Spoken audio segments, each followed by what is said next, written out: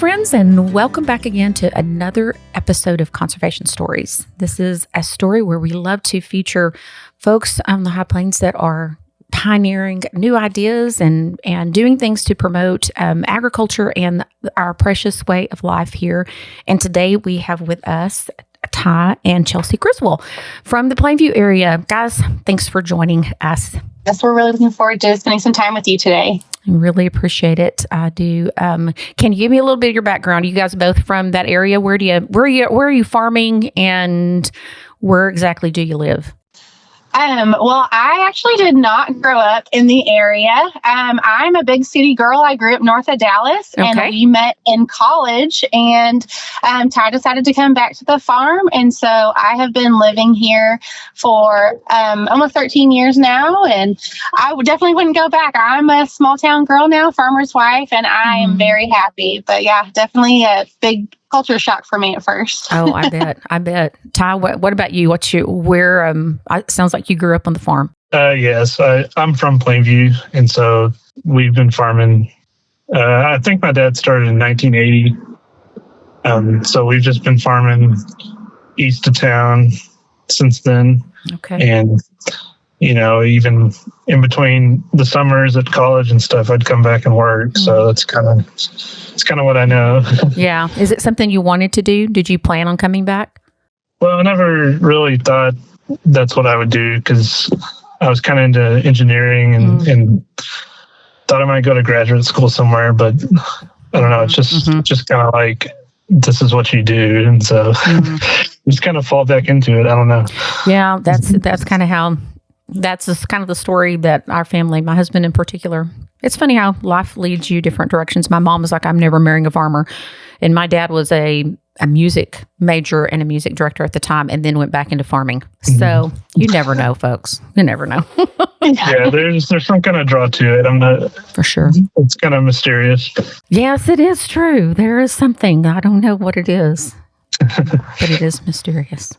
So, what are you guys farming? Are you mostly cotton farming? Yes, I'd say 80-90% cotton, because where we have water, we might do a little corn and maybe milo or wheat, but cotton, I've always felt like this is cotton country, so that's what we're going to grow. Are you dryland cotton? It's about half and half. Half and half. Yeah. So are you actually in Floyd, or are you in Hale County? That's about half and half too. Okay, I wondered. Yeah. So you guys got some pretty good rain, I've heard. Did you get any of it? Over the past month, yes. Like 6 or 7 inches. That's really a great time to get rain. It's all, cotton's all open, but it was pretty soft rain. It didn't knock it on the ground like we were afraid of. So would you mind, like, for folks that are listening that didn't grow up on the farm, explain, I know it seems to people that were like, we want it to rain. And then when it rains, we're like, we want it to not rain. So why explain to folks why this time of year rain is sometimes detrimental? Well, basically the cotton is dead now, so it really can't use it. And you get the cotton open, and the rain the cotton soaks up the fibers, just like your t-shirt would get really wet, and sometimes it can knock it off on the ground or hurt the grades later on. Yeah, because they want it to be white. Yeah, it's still good because the moisture's going in the ground and it'll be there, but we really could have used it in August. Absolutely. Yeah, because you're getting paid not just for the pounds of cotton you have, you get paid based on the quality. And so people may not know, but like cotton is it's graded based on the length and the strength and the color. And so those things can really be impacted by the weather. How clean it comes off when it's being stripped. That's something that hurt us last year. I feel like, so our timing of the rain can affect too, just how much cotton's coming out or when we're getting that rain. And so we had a bunch of leaf trash and got some BG bad grades. Yeah. And that's something else too that's been coming up in the last few years is plastic contamination. That's a big deal. Yes, especially with the round bales now, and making sure we don't they don't get that in the gin with the wrap they put on. Yeah. Yeah, it can mess the gin up. And then if it gets to the mill, is it you guys that get fined for that? If you have plastic that gets all the way to the mill? I'm not sure.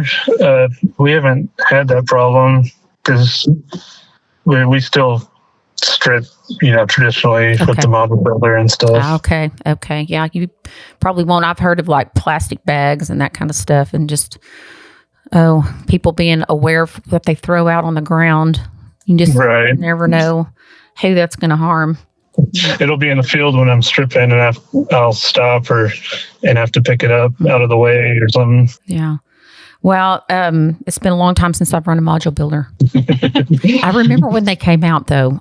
That kind of dates me, but I remember it was kind of like fun, Oh, yeah. It's our son's favorite job. He goes out with Ty's uncle, and he loves to run that module builder with him. And he just needs a few more inches on him, and he could do it himself. Oh, my gosh. Give him a stool. That's so fun. Yeah. This is pretty revolutionary change from what they had been doing. Right. So it's really true, because I do have vague memories of climbing up into a trailer and stomping on the cotton to try to push it down, and then, riding with my mom to haul that, to the gin and wait in line. And finally they had enough trailers where you didn't have to wait in line so long. But man, a lot changes with innovation, and it's really needed to change around here because of lack of water and those types of things. What do you guys do for dry land? Do you have are you tried any kind of special? I know some people are doing things like they're planting further apart, bigger, wider spacings, what we used to call 2 in, 1 out, or skip row or whatever, and are you guys trying any of those kind of things, or have you found anything that's helpful? We really just try and cut the population back as much as we can. So really as low as the planter setting will go, 20,000 or 18,000 or something like that. As far as skip row, we haven't really tried that a whole lot. Obviously insurance is a big factor in that. You just kind of got to play with what they give you as far as that goes. Yeah, so that just so for people that don't know, you want to get crop insurance, you have to meet their standards, and anything outside of the norm is definitely not part of their standard. Yeah, you could do skip row and versus full planting and probably make the same yield, and so you might could cut your expenses back by quite a bit, but the insurance is going to say, well, you planted half, so you only get half the insurance. Mm-hmm. Well, I know there's a really great conference that they hold every year in Kansas called the Bottom Line Conference, and their Soil Water Conservation District holds this, and basically it is any topic that impacts how much you're going to make at the bottom line, and that's kind of what you're talking about here is you can do, basically you're doing 2 different things, but you're getting to the same outcome. But whatever you can do to lower your input cost, but you lower your input cost and then insurance is like, well, since it didn't cost you so much, we'll just not pay you. Right. Which, ideally that wouldn't be a factor. You wouldn't worry about the insurance, but I know. That's a whole nother can of worms. And yeah, I don't know, it's going to be interesting to see what happens with this next administration. I wonder what they're going to, if they're really looking at efficiency. I worry about us, what they're going to think, mm-hmm. and where that's going to leave us here on the high plains, especially for dry land. But wait and see.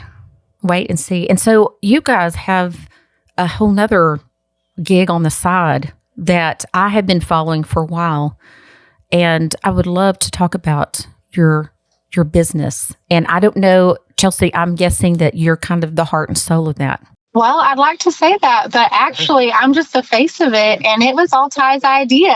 But he, oh, that's awesome. That's great. Yes. So I can't take credit for that. But yeah, we own Acre Rust clothing company, and about 3.5 years ago, Ty's always been super creative, and he's always kind of had an artistic outlet that he wanted to look into. And we also just weren't really. He had lots of ideas, I guess I should say, for different shirts and some hats and things. And we just decided let's just try it ourselves. Why not? And so we have a message, and we have a heart in agriculture, and just kind of wanted to spread that. And so we started with 4 designs that Ty came up with, and it's just kind of grown from there. Wow.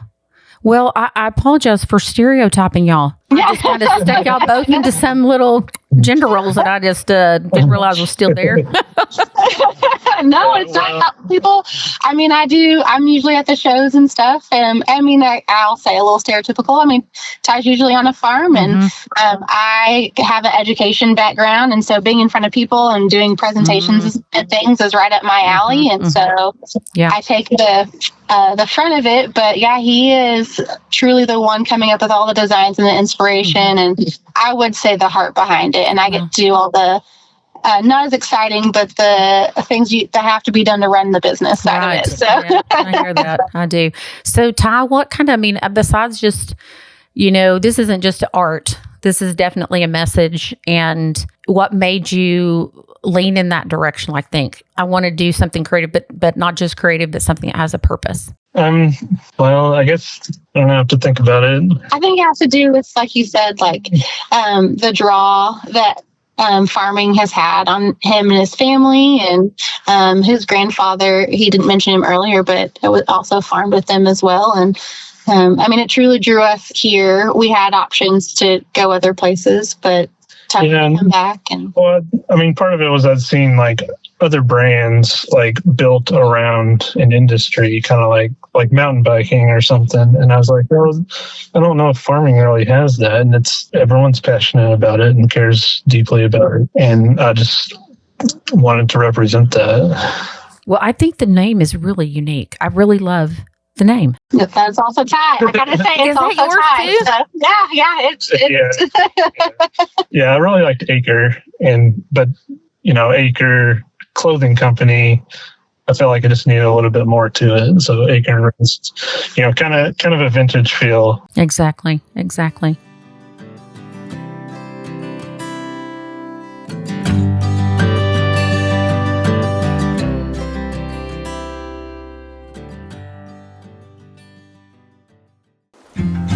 Out here on the Texas plains, water is everything, and there's a resource that's as vital as it is fragile: our playa lakes. These lakes are nature's reservoir, catching rainwater to recharge our aquifer and provide lifelines for wildlife. But now they need our help. In collaboration with the Texas Playa Lakes Conservation Initiative and the Cargill Global Water Challenge, Sarah has started the Our Legacy is Tomorrow's Water initiative to inspire and work with landowners to restore and protect our playa lakes. Each playa we save helps secure a sustainable water future for the generations that will be coming after us. Whether it's improving soil health, restoring habitats, or recharging groundwater, we are committed to making a difference. Together, we can build a legacy that we can all be proud of. To learn how you can join in, visit the Playa Lakes Restoration Initiative page on the Sarah website. Let's keep Texas water flowing strong for the future. Visit sarah-conservation.com. So, do you do the design? Yes. I get my little iPad and draw on it and go through some iterations and that's amazing. Well, let me just say, I do have 2 of the farmland, the acres, the map with the farmland acres. And I had one for myself that I bought. And then my husband, who never, his favorite thing to get is for us to not spend money. That's his ultimate. But he was like, I want one of those shirts. And so I picked one up at the farm show for him for Christmas. Hope you won't hear this before Christmas, but yeah.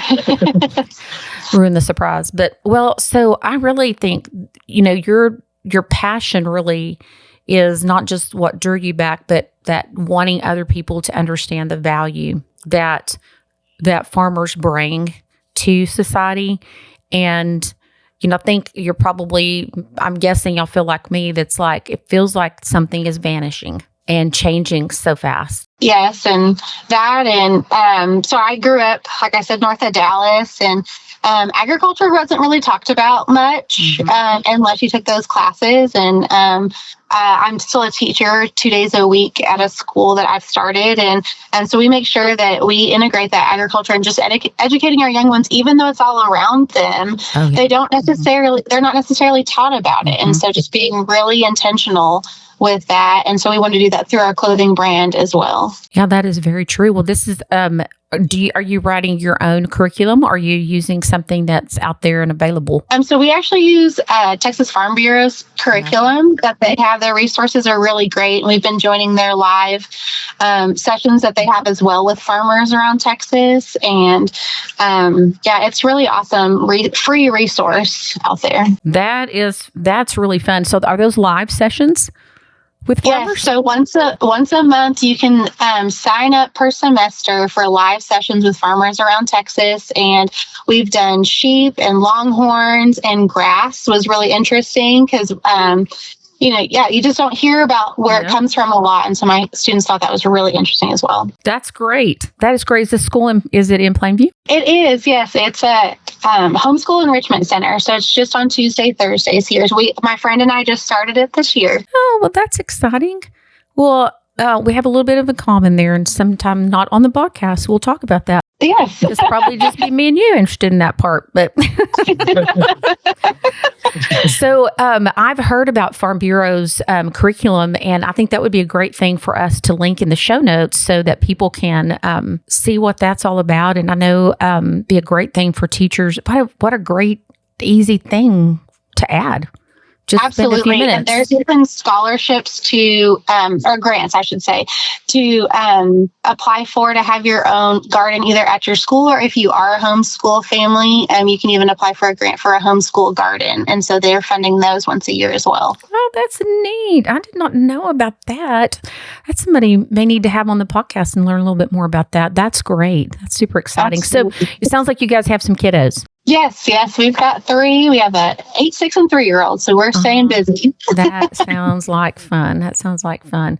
Well, I'm wondering if you guys, what are y'all thinking about, like your kids, the next generation, and water for y'all live in Plainview? Yes. Yeah. So, but like places like Petersburg or New Home or Cotton Center, those kind of places. Is that something that y'all think about and worry about? Yes, I mean it's going away.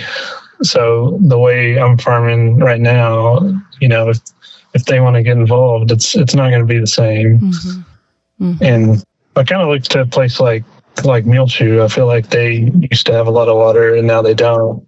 And so, but I still see a lot of cotton around there. Yes, I think, we have a farm that's out in that area. And yeah, I mean, just the amount of water that's gone down. We moved there because there was like so much water, and places that I saw that were growing a lot of alfalfa at that time are not any longer, and so, yeah, and we have a tenant, and shout out to our tenant because he's super smart.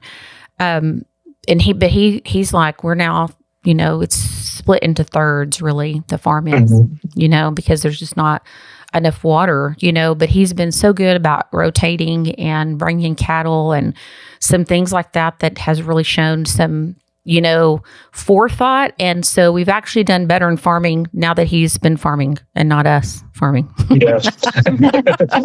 Yeah. It sounds like, you need more of a holistic approach. Like, how is what you're doing right now going to benefit next year and so on, and not just cotton back on cotton or, that type of thing, monocrop. Yeah, no, that's exactly true. And it's nice to hear somebody in your generation, saying those things. And and that you're still here and thinking about, what can I do that will be a benefit for next year or 10 years or whatever.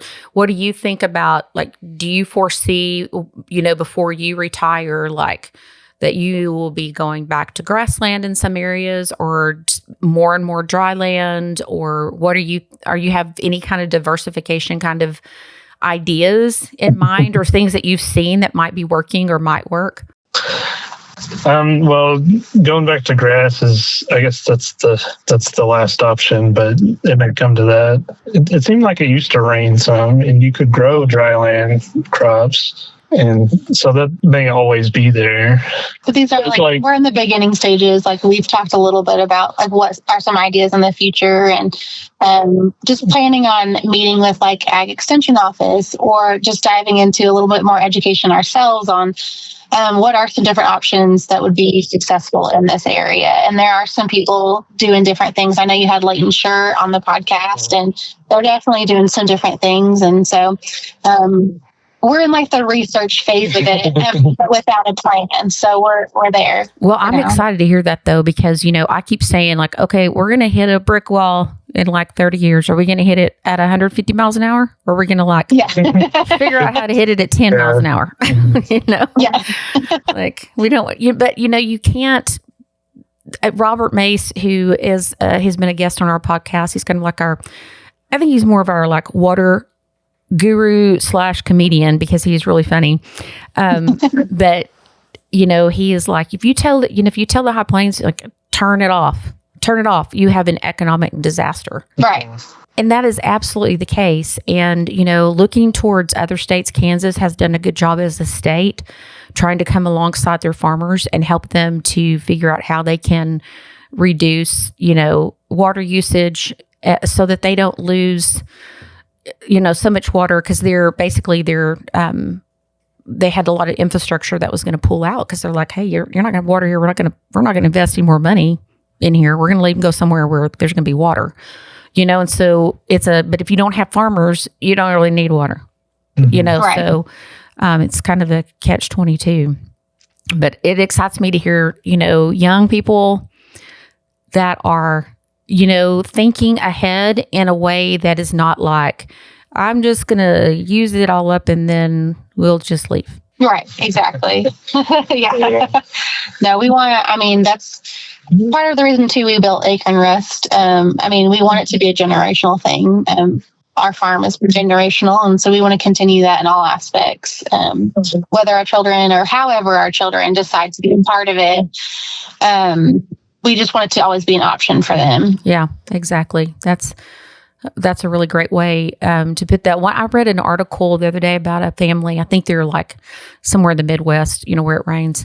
And they had, I think, 5 children, and none of them have chosen to stay on the farm. So they're about to sell all of the family land and everything. And the guy said, but I feel like my contribution has been that I've raised 5 kids that are their benefit to society, maybe not here on the farm, but in other places. And that was, helpful to me, because in our family, both my husband's side and my side, both sides, when my brothers retire, and after our generation, there won't be anybody involved. And my guess would be nobody will want to own the land even, and so I thought, just what a shame that is. But there's, that is true that they have gone on. And I think our society has produced, a generation or two of kiddos that they're benefiting. The world is benefiting from the work ethics that they learned and the things that they learned on the farm. Absolutely. Yeah, there's transferable skills that they can learn and take with them. And that's truly what we're trying to do as parents, is just raise good human beings that can benefit the world in one way or another. So they can learn those here. And if they want to apply them again here, that's great. If not, then we'll be cheering them on. Exactly.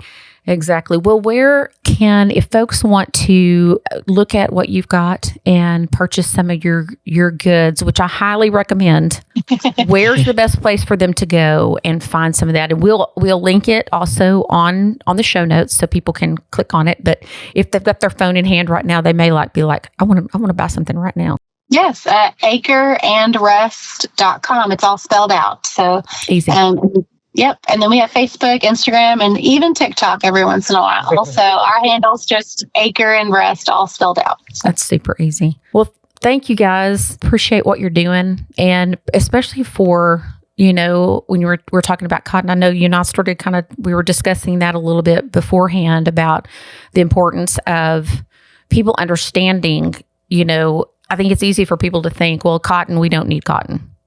I mean, we need people that are growing food, which I think people sometimes understand that cotton is actually in our food supply chain in more ways than one. But what do you say to folks that are like, well, I'll just wear, polyester, but they're also not going to carry a plastic bag? Well, I was going to let you. Well, I just think cotton is better. It feels better. It breathes better. And, polyester, I read all these things about microplastics and pollution and stuff. And, cotton, it is sustainable. You can keep growing it, and right. It's not, biodegrades. Yeah. Mm-hmm. And we've kind of lost a lot of the industry around here for cotton. Yeah, I don't remember if you guys I don't know, Ty, if you're old enough to remember that we had a cotton mill in Littlefield.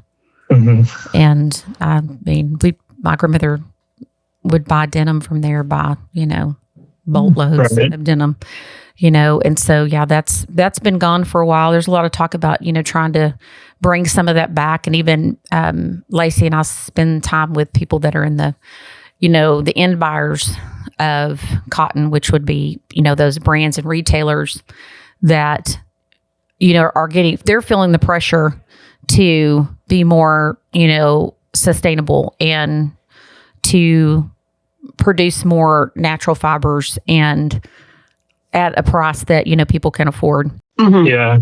And not just an elite, like $500 pair of jeans or whatever, but something that's more accessible to people, Right. And I think that cotton gets a really bad rap, and I'm not really sure. I think probably, cotton is that's the plant that you associate with plantations and the Civil War and, the atrocities that went on, there during that time. And then seems like it's kind of just carried over. And I feel like, how do we get ahead of this negative press where people are like, I've done some work in the hemp industry, and you cannot believe the nonsense that people will say, like, hemp uses half of the amount of water. And I'm like, that is not true. Yeah, it's not true, And I had a conversation even with someone who wrote a report on, chemical use. And I'm like, do you know how much less pesticides we use? So much less, it's like when you're doing something that's good, it's like no one wants to hear. They just want to hear it's bad. Yes, absolutely. Right. And there's also a large organic production up here too. Yes, actually, that conference that we were at, it is an organization. It's called Textile Exchange, and it was actually started out of the organic cotton movement in Lubbock. And now if you're a brand or retailer, you're part of that organization, and we need more farmers to be involved in those conversations because, when we were there earlier this year, there's just like a room of 200 people deciding how they want it grown, and I'm like, okay, I think what we as farmers need to do is we need to come up and say, well, if we're going to sell you our cotton, we want to know that you're sustainable. So we're going to want to see, an audit of all of your mills and an audit of your factories. And also we need all the buttons to be sustainable. So they need to be made from cotton. Like, let's come back with some of our own criteria. Right. Why is it all on us all the time? And so it's good to have farmers in the room that are willing to be the ones that stand up and make some make some comments and add some common sense to those conversations, because if they want it, if there's a market, mostly farmers, pretty much if there's a market, give them a seed and they'll get to it. Mm-hmm. To include farmers in that conversation from the get-go is a much better idea for sure. And so, textile exchange, you should have your next meeting in Lubbock, Texas. I'm just saying. We'll go down there. Yeah, that's exactly right. That's exactly right. Why don't you come to where the farmers are? So, well, thank y'all for joining us, and I hope that people have, and I know they have, enjoyed hearing from you guys. Layton was like one of our more popular podcasts, and people love to hear what people are doing around here and how they are, finding ways to stay in where they are and to sustain a way of life that is just really precious to us all. And I'm grateful that you guys are doing that and raising the next generation to do the same. It's a lot of work, and I know more power to you guys. Thank you so much for having us. Thanks. I really appreciate this opportunity. Well, friends, thanks for joining us for another episode of Conservation Stories. acresandrust.com. Go check their stuff out. Probably my guess is their t-shirts are 100% cotton. That would be my guess. So you can support the environment. You can support the cotton industry and our local economy and a very precious couple that are your neighbors right here in the Plainview area. So, folks, if you will take a minute to like and share our podcast, that is as good as making a financial contribution to us. It's hugely helpful, and we really appreciate your taking the time to listen in, and we look forward to visiting with you again on Conservation Stories.